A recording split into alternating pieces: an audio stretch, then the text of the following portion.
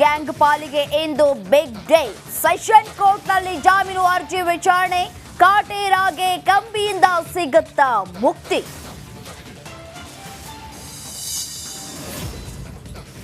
ಮುಡಾ ಹಗರಣದ ತನಿಖೆ ಆಳಕ್ಕಿಳಿದ ಲೋಕಾಯುಕ್ತ. ಇಂದು ಮತ್ತೆ ಸ್ಥಳ ಮಹಜರು. ದೂರುದಾರ ಸ್ನೇಹಮಯಿ ಕೃಷ್ಣ ಜೊತೆಗೂಡಿ ತಲಾಶ್.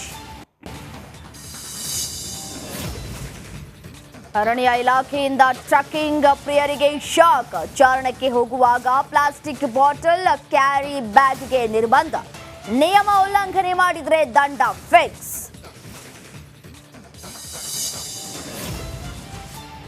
ಎಣ್ಣೆ ಮತ್ತಲ್ಲಿ ಗೆಳೆಯರ ನಡುವೆ ಕೆರೇಕ್. ಇಬ್ಬರ ಜಗಳ ಬರ್ಬರ ಕೊಲೆಯಲ್ಲಿ ಅಂತ್ಯ. ಮೈಕೋ ಲೇಔಟ್ನ ಕುಟ್ಟಪ್ಪ ಗಾರ್ಡನ್ನಲ್ಲಿ ಘಟನೆ.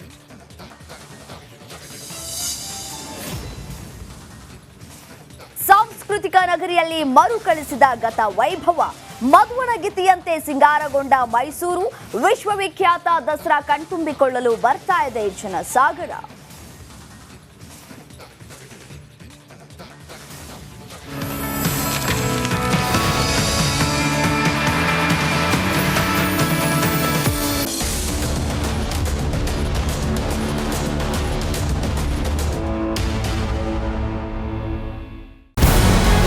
ನಮಸ್ಕಾರ, ಕರ್ನಾಟಕ ಪ್ರೈಮ್ ಟೈಮ್ಗೆ ಸ್ವಾಗತ. ನಾನು ಜಯಪ್ರಕಾಶ್ ಶೆಟ್ಟಿ.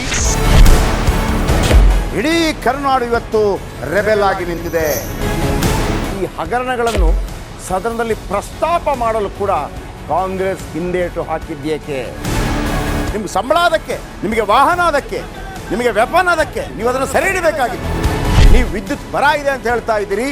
ಎಲ್ಲಿ ಬರ ಇದೆ ನೀವು ಹೇಳಬೇಕು. ಪಾಕಿಸ್ತಾನ್ ಆಕ್ಯುಪೈಡ್ ಕಾಶ್ಮೀರ್ ಅದು ಎಂದೆಂದಿಗೂ ನಮ್ಮದು.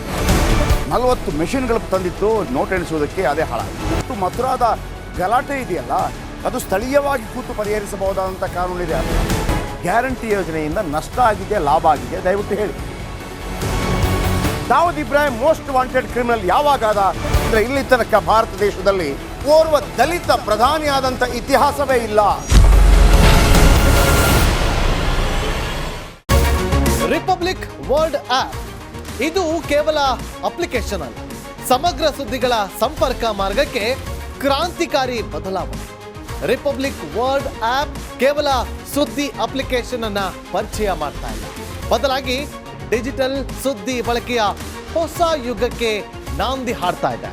ಇದೊಂದು ಬ್ರೇಕಿಂಗ್ ನ್ಯೂಸ್, ಪ್ರಭಾವಶಾಲಿ ಕಾರ್ಯಕ್ರಮಗಳಿಗೆ ಗಟ್ಟಿಯಾದ ವೇದಿಕೆ.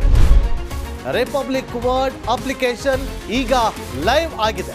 ಗೂಗಲ್ ಪ್ಲೇ ಸ್ಟೋರ್ ಮತ್ತು ಆಪಲ್ ಆಪ್ ಸ್ಟೋರ್ ಎರಡರಲ್ಲೂ ಲಭ್ಯವಿದೆ. ಈಗಲೇ ಡೌನ್ಲೋಡ್ ಮಾಡಿ.